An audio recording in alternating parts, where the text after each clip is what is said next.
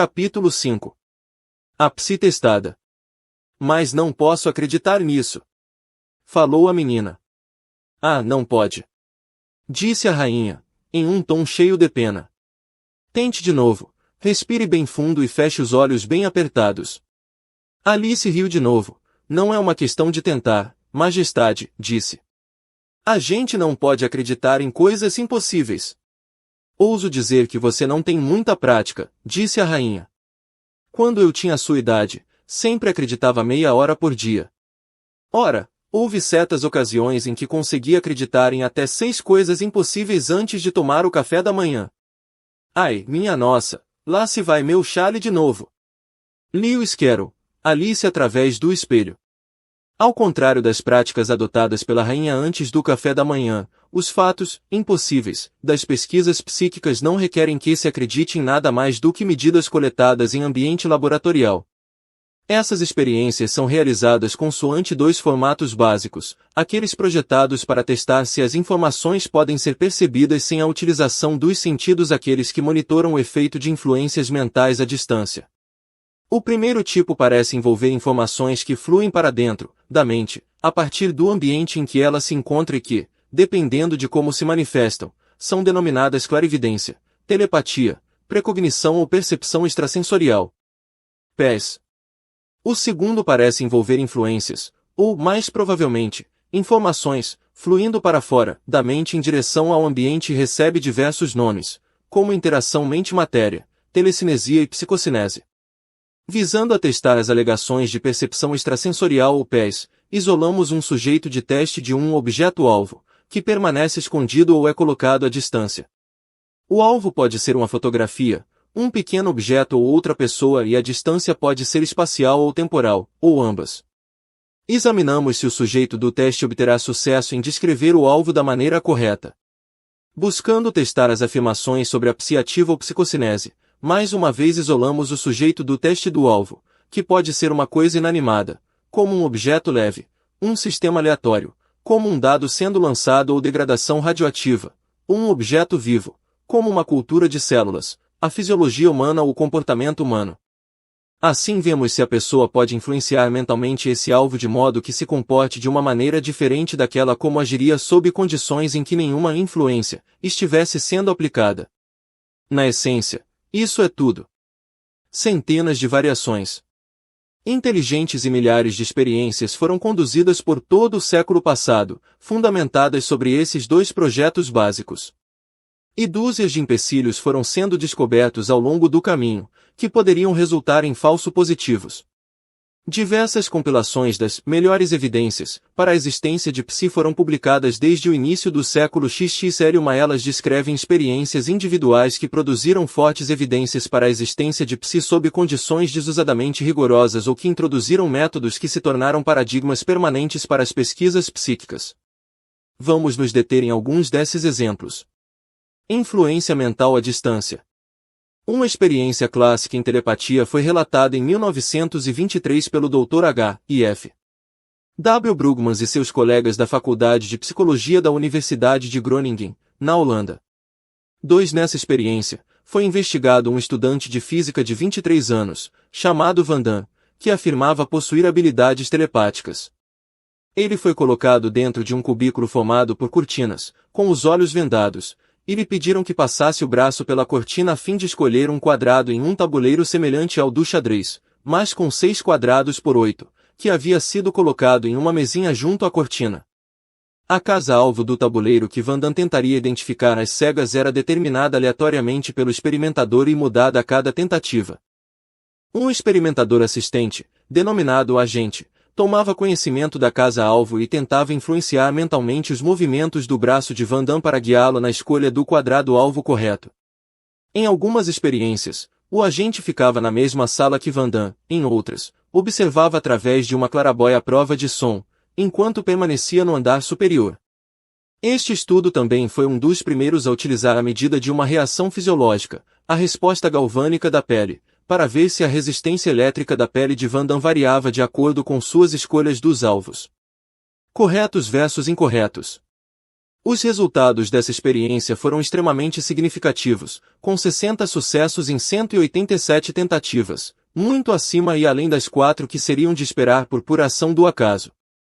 As probabilidades de acertar em quase um terço das vezes por pura sorte estão associadas a probabilidades de 121 trilhões contra uma. Não houve diferença significativa nesse resultado elevado quer o agente estivesse presente na sala com Van Damme parado na sala superior. Os mensuramentos fisiológicos forneceram evidências sugestivas de que a condutância elétrica da pele de Van Damme diferia conforme ele adivinhava de forma correta ou não. Uma reanálise desse estudo, feita em 1978, explorou em detalhes todas as críticas que haviam surgido no decorrer dos anos. Descobriu que as falhas potenciais, como vieses nas escolhas aleatórias de alvos ou possíveis indicações sensoriais, não poderiam explicar com êxito os resultados significativos.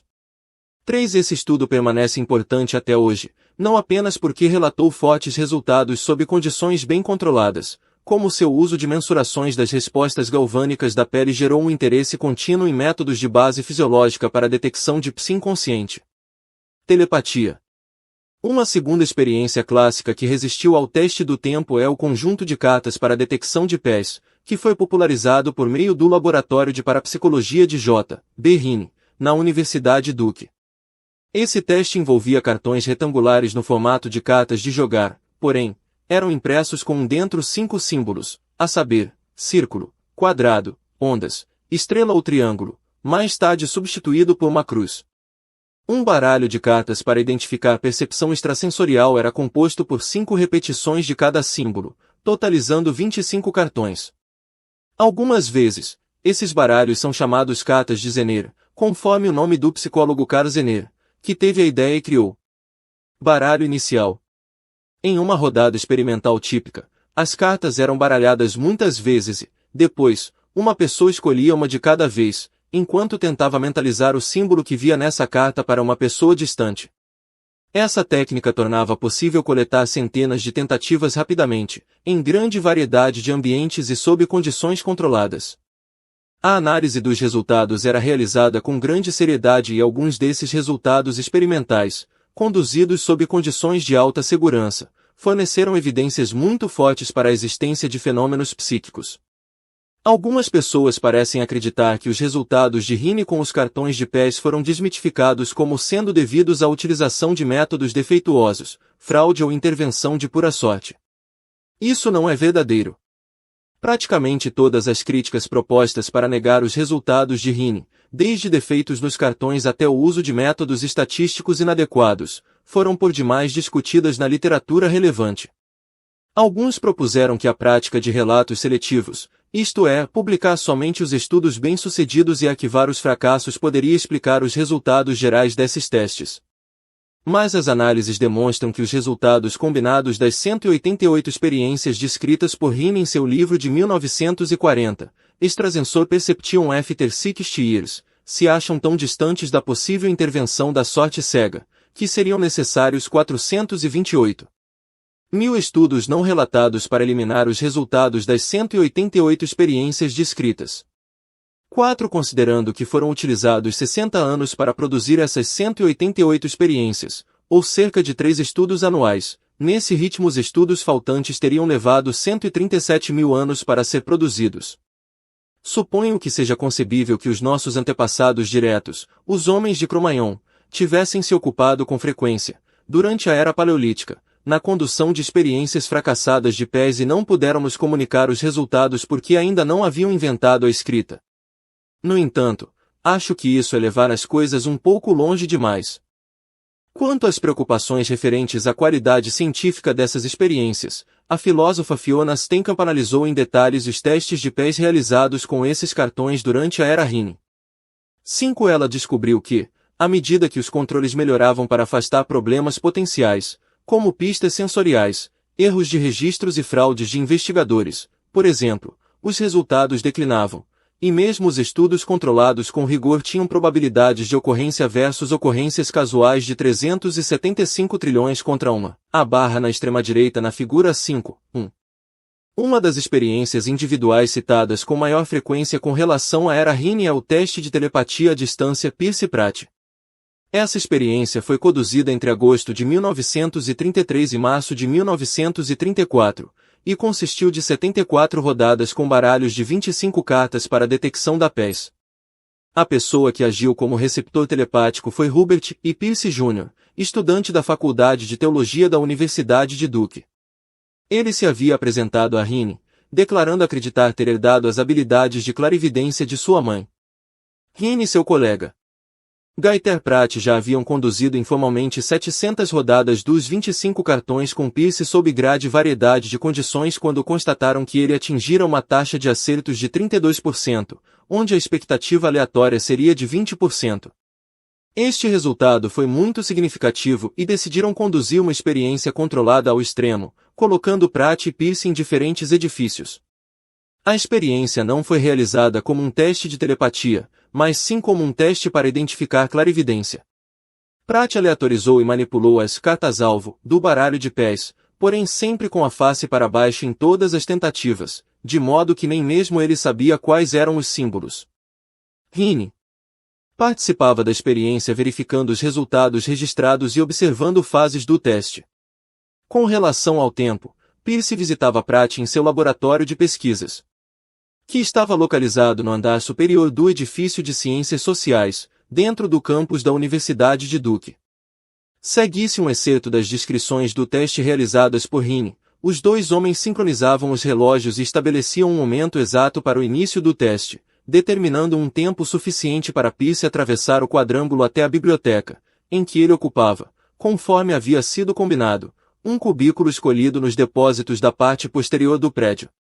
Pratt podia avistar o momento em que Pierce entrava na biblioteca, olhando pela janela. Pratt escolhia um baralho de cartas para avaliação de pés entre os diversos baralhos que estavam em sua sala. Ele baralhava estas cartas inúmeras vezes, com as faces para baixo e fazia um corte final, sempre mantendo os símbolos voltados para baixo, ou seja, em direção à mesa. Depois, colocava o baralho do lado direito da mesa, diante da qual se assentava. No centro da mesa era colocado um livro fechado, dentro do qual, conforme fora combinado com Pierce, as cartas de cada tentativa seriam guardadas. No minuto determinado para iniciar o teste, Pratt erguia a carta superior do baralho invertido, e a dispunha, sempre com a frente para baixo, sobre o livro e permitia que permanecesse ali por mais ou menos 1 minuto. No começo do minuto seguinte, essa carta era apanhada, agora com a mão esquerda, e colocada, sempre com a face para baixo, do lado esquerdo da mesa, enquanto, com a mão direita, Pratt apanhava a carta seguinte e a colocava sobre o livro. Esse procedimento era repetido até que o baralho de 25 cartas terminasse. Em seu cubículo, na biblioteca universitária, Pierce tentava identificar as cartas-salvo, de minuto a minuto, tomando nota de suas percepções a lápis. Ao completar o teste, fazia uma duplicata de suas respostas, assinava a cópia e a guardava em um envelope fechado, para Rini. Em sua sala, Pratt também registrava a ordem com que as cartas tinham saído dos 2 baralhos utilizados na experiência assim que a segunda rodada do teste terminasse. Esse registro também era feito em duplicata, com uma cópia assinada e fechada em um envelope para ser entregue a Rini. Os 2 registros lacrados eram pessoalmente entregues a Rini, na maioria das vezes antes mesmo que Pierce e Pratt comparassem seus próprios registros e anotassem o número de acertos.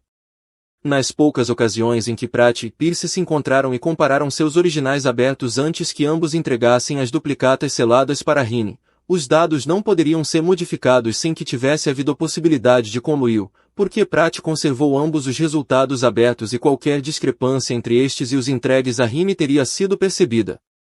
Nas 74 rodadas executadas, um total de 1.850 tentativas individuais, Pierce obteve 558 acertos, cerca de 188 acima do que se poderia esperar por puro acaso, o que corresponde a probabilidades de 10,27 contra 1 de que o resultado tivesse sido obtido por sorte. Esse número é 10 com 27 zeros depois, ou probabilidades de 1 bilhão de bilhões contra 1. Após o término do estudo, outros pesquisadores examinaram as folhas originais e duplicatas com os dados registrados para mais uma vez verificar as taxas de acertos, que sempre combinaram, examinando se a sequência de experiências havia sido realizada de forma adequadamente aleatória, e fora, e se os resultados tendiam a se reunir em conjuntos de acertos, não tendiam, e uma grande variedade de outras ideias. Em resumo, o quadro geral indica que Pratt era capaz de fazer o que ele dizia ser capaz, de escrever as figuras dos cartões à distância. Mas o comentário de Rhinia respeito dessa experiência foi circunspecto. A série contribuiu como uma experiência pode contribuir para estabelecer a hipótese da existência de pés. O restante é uma questão de receptividade da parte do grupo profissional. Esse estudo envolveu um único participante talentoso, de modo que os resultados não podem ser generalizados para o total da população. O desempenho notável de Pearce significa que, em uma rodada típica de 25 cartas, em vez de obter cerca de 5 acertos, como indicaria a teoria das probabilidades, ele obtinha 7,5. Isso não parece muito impressionante, mas pelo fato de que Pearce tenha sustentado esse desempenho por 1850 tentativas podemos saber, com níveis muito elevados de certeza, que a média de 2,5 acertos a mais por rodada não se deveu ao acaso. Alguns meses depois da conclusão dessa experiência, Pearce perdeu a habilidade de alcançar altos níveis que demonstrara durante os 2 anos anteriores.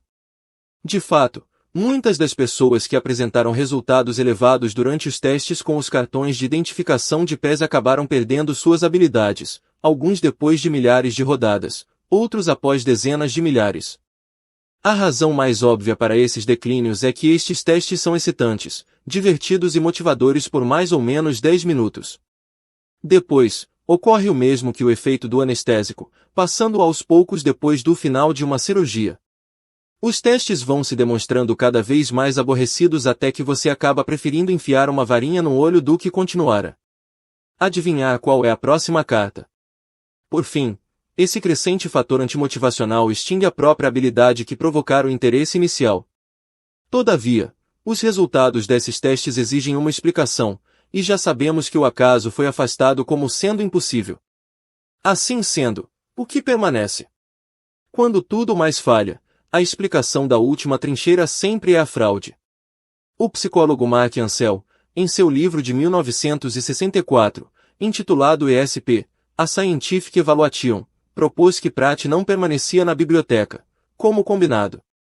Em vez disso, afirmou Ansel, Pratt ia secretamente até o edifício em que o escritório de Pearce se localizava. Lá, ele se introduzia em uma sala do outro lado do corredor, ao lado da sala em que Pearce estava. Ansel não investigou com presteza e não sabia, portanto, que essa sala em particular estava sendo utilizada por estudantes durante o período ESE e realizaram as experiências. Supostamente, Pratt subia em uma cadeira junto à porta e olhava através das 2 bandeirolas das portas para o escritório de Pearce, observando o registro da sequência das cartas que virava. Para justificar seu cenário explanatório, Ansel incluiu um diagrama das salas, do jeito como as recordava de sua visita ao laboratório Duke em 1960. A legenda de seu diagrama incluía a expressão fora de escala e indicava que, quando Ansel se apresentou no escritório do arquiteto de Duke, foi incapaz de obter as plantas dos andares daquele edifício correspondentes à década de 1930, quando as experiências foram realizadas. Se Ansel tivesse obtido a planta real daquele andar, teria visto que sua hipótese da espiada furtiva era impossível.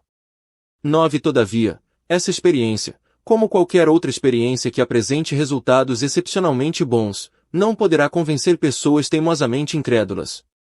Clarividência.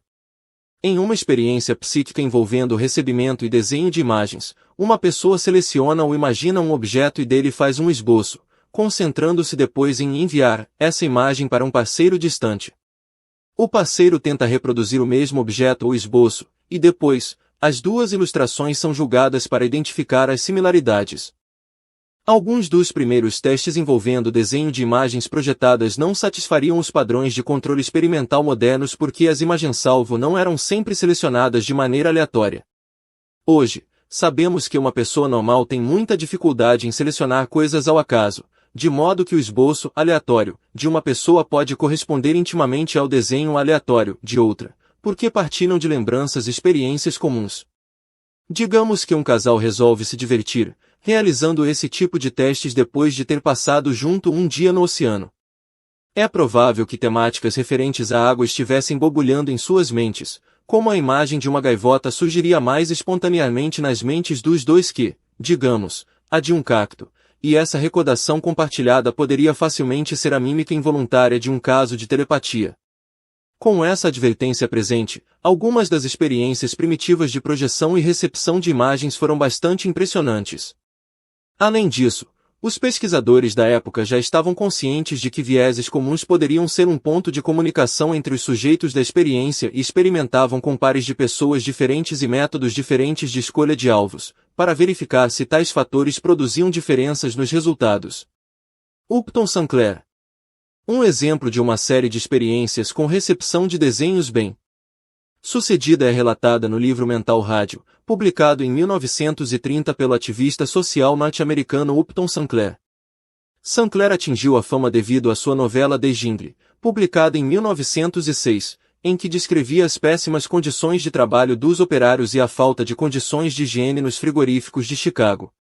O livro conduziu à Lei dos Alimentos e Medicamentos Puros e à Lei da Inspeção da Carne, ambas apresentadas pelo governo dos Estados Unidos nesse mesmo ano de 1906.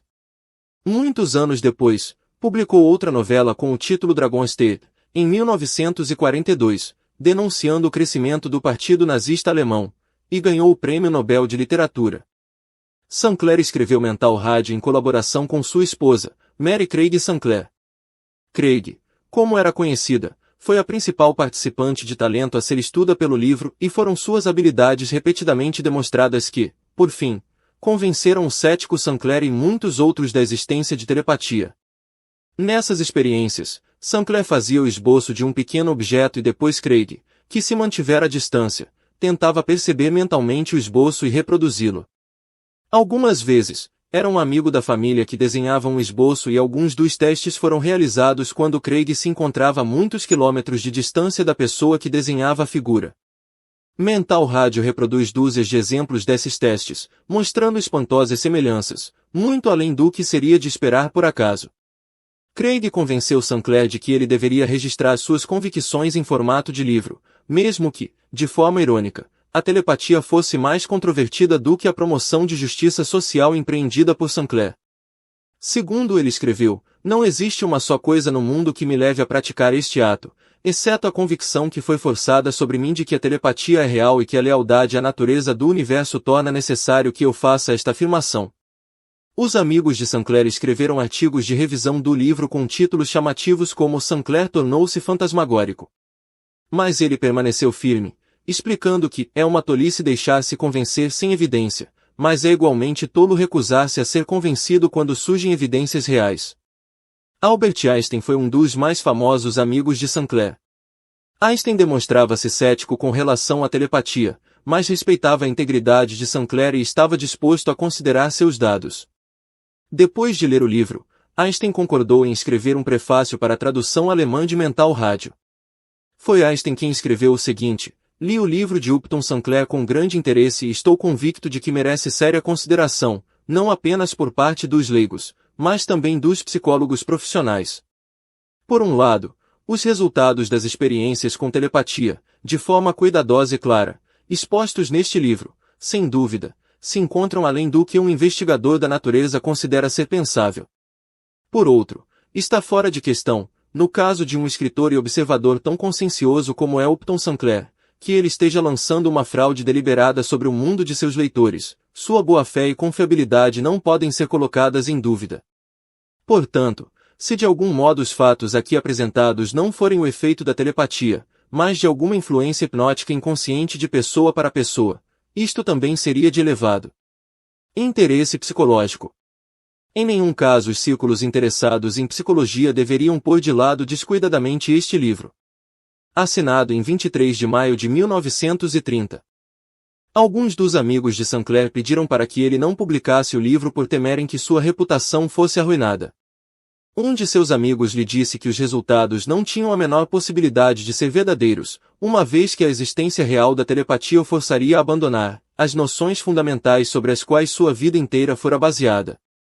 13. O medo é uma resposta comum quando as crenças básicas de alguém são desafiadas. René Vacolier.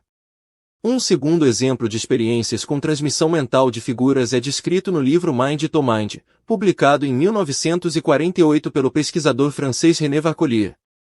A maior parte do conteúdo do livro foi apresentada por Vauquelier em uma conferência que proferiu na Sorbonne, uma das universidades mais prestigiadas da Europa. 14. O livro anterior de Vauquelier, La Télépathie, publicado em 1921, fez muito sucesso na França e foi reimpresso na Inglaterra, com materiais adicionais, em 1938, sob o título de Experimental Telepathie.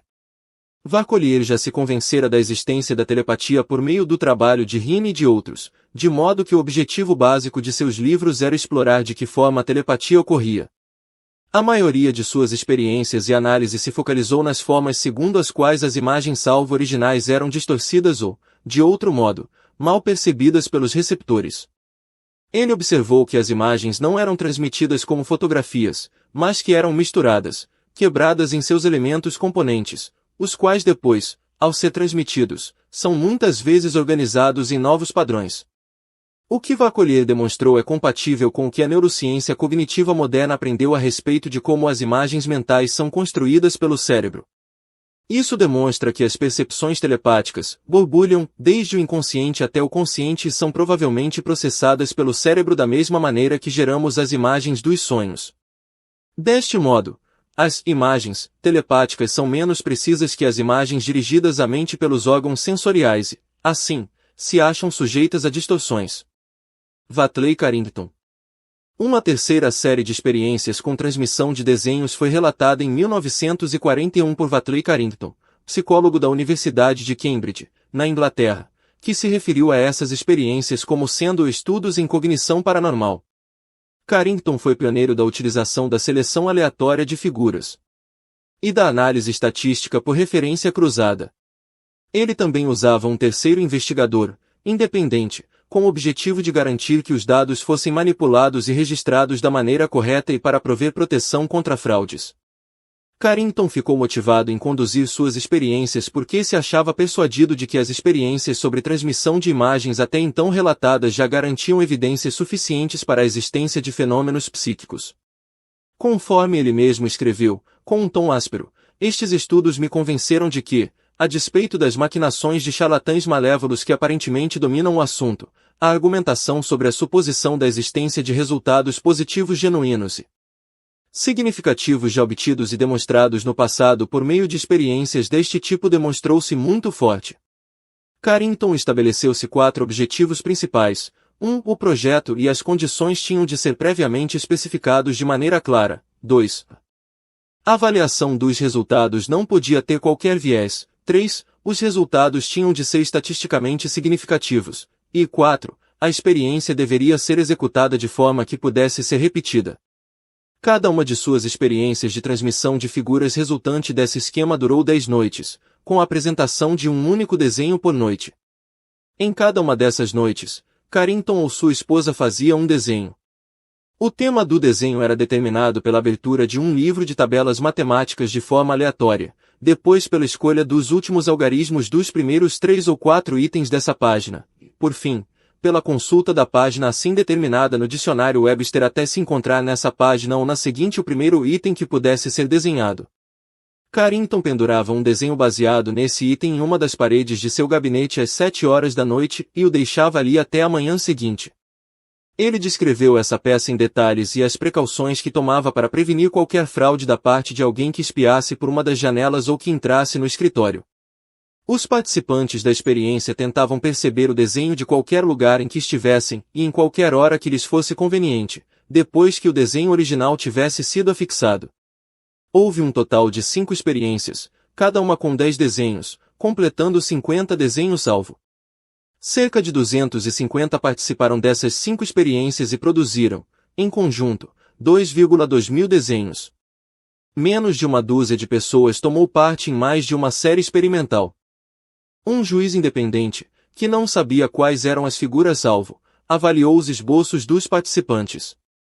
Mediante cruzamento dos esboços originais com os desenhos dos participantes, percebeu que 1.209 apresentavam semelhanças com os alvos. Por meio deste método de cruzamento às cegas, Carrington calculou quantos acertos poderiam ser esperados por ação aleatória do acaso e comparou esse resultado com o número de acertos obtidos. A partir desse exercício, chegou à seguinte conclusão: descobriu-se que o excesso era tão elevado que seria igual ou superior a apenas uma tentativa realizada em um conjunto de 30.000 dessas investigações, caso a sorte por interveniente tivesse sido responsável. Em outras palavras, os desenhos dos receptores se assemelham mais aos originais, considerados como um grupo, para os quais estavam sendo estreitamente apontados do que aos originais para os quais não eram dirigidos, em uma extensão que não poderia ser plausivelmente atribuída ao acaso. Carrington adicionou mais um elemento com que os pesquisadores modernos sobre psi teriam de pronto concordado: segundo me parece, aquilo que encontrei é compatível com ambos os lados da experiência comum, com o conhecimento de que as pessoas, em seu conjunto, muito raro demonstram sinais de cognição paranormal e com o conhecimento de que, não obstante, ocasionalmente apresentam.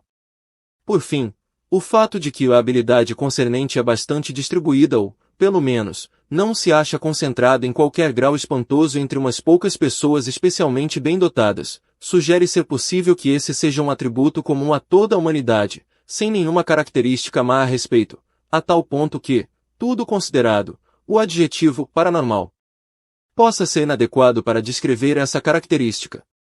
Visão remota. Visão remota é um termo que foi criado pelos físicos Harold Puthoff e Russell Tagg na empresa Sear International no princípio da década de 1930. Refere-se a uma tarefa de clarividência em que uma pessoa, denominada agente, viaja para uma localidade distante, selecionada ao acaso, enquanto o vidente remoto, mantido em segurança dentro do laboratório, descreve aonde foi o agente. 19 Um artigo a respeito dessa experiência, publicado na revista Nature, por Puthoff e Tagg, atraiu críticas, é claro, mas um exame detalhado dessas críticas desvendou que todas eram incapazes de explicar os resultados descritos. Tagg, o físico Edwin May e outros replicaram essa experiência de visão remota muitas vezes, sob condições rigorosamente controladas. 20 O Laboratório de Pesquisa de Anomalias e Engenharia da Universidade de Princeton, PR, gerou uma das maiores experiências individuais de visão remota. Em um relatório de 2003, o antigo coordenador da Faculdade de Engenharia da Universidade de Princeton, Robert Jah, e a psicóloga Brenda Dunne resumiram um trabalho de 25 anos de pesquisas sobre a visão remota, que denominaram percepção remota. Foram conduzidas 653 experiências formais de 1976 a 1999, envolvendo 72 participantes.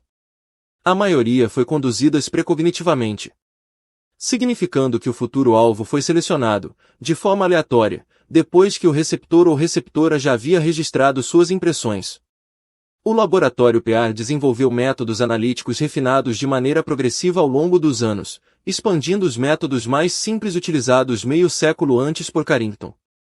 Seu objetivo era desenvolver processos quantitativos para medir as similaridades entre as impressões dos videntes remotos e as experiências dos agentes. Sua avaliação geral das correspondências no decorrer das 653 experiências forneceu fortes evidências de que os resultados não eram devidos ao acaso. As probabilidades de ser decorrentes do acaso foram de 1 contra 33 milhões. Como escreveram Jah e Dunne, os resultados gerais dessas análises deixam poucas dúvidas, segundo qualquer critério escolhido, de que os dados de percepção remota precognitiva contêm mais informações sobre os alvos designados do que poderiam ser atribuídas a uma adivinhação aleatória. Análises posteriores indicaram, como foi também antes observado por Puthoff e Tagg e muitos pesquisadores em trabalhos prévios, que os resultados da percepção remota parecem ser independentes tanto da distância como do tempo. Todavia, como ocorre com a maior parte das pesquisas sobre o consciente, notaram Jah e Dunne, anomalias relacionadas, replicações, melhoramentos e interpretações desses resultados se demonstram elusivos. À medida que o programa avançava e as técnicas analíticas se tornavam mais sofisticadas, os resultados empíricos se tornaram mais fracos. Isso não significa que os resultados da percepção remota declinaram à medida que os controles foram sendo apertados, porque o projeto experimental foi controlado com rigor desde o início. Em vez disso, na medida em que os métodos analíticos se tornaram focalizados em extrair o sinal do ruído, o sinal começou a enfraquecer. Jah e Dunne especularam que isso poderia significar que o sinal de fato requeria a presença de algum ruído. Isso é análogo a um paradoxal fenômeno físico, conhecido como ressonância estocástica, no qual o aumento de ruído melhora a detecção dos sinais mais fracos. Por exemplo, quase sempre, pacientes com redução de sensibilidade nos pés acham difícil manter o equilíbrio enquanto caminham ou permanecem imóveis em pé. Considerado este problema, poder-se-ia pensar que o uso de solas dotadas de vibração interna diminuiria ainda mais a sensibilidade dos pés, mas, de fato, é o oposto que acontece: a sensibilidade e o equilíbrio aumentam. O ruído adicional das vibrações dos sapatos especiais fortalece as sensações fracas dos pés e tornam mais fácil ao cérebro percebê-los. Fenômenos semelhantes de ressonância estocástica foram encontrados nos sistemas sensoriais de muitos sistemas vivos. Como vimos, algumas experiências individuais, efetuadas por laboratórios individuais, produziram resultados muito bem-sucedidos. Todavia, por melhores que tenham sido essas experiências, mesmo assim tendem a não convencer outros cientistas. Há sempre a suspeita de que os investigadores possam ter cometido algum tipo de erro ou, pior ainda, que alguma fraude tenha sido perpetrada. É por isso que a ciência valoriza tanto a replicação independente. É improvável que investigadores independentes cometam os mesmos erros ou conspirem secretamente para enganar todo mundo. É isso que nos dá motivação para examinar análises de coleções de experiências, conhecidas como meta-análises.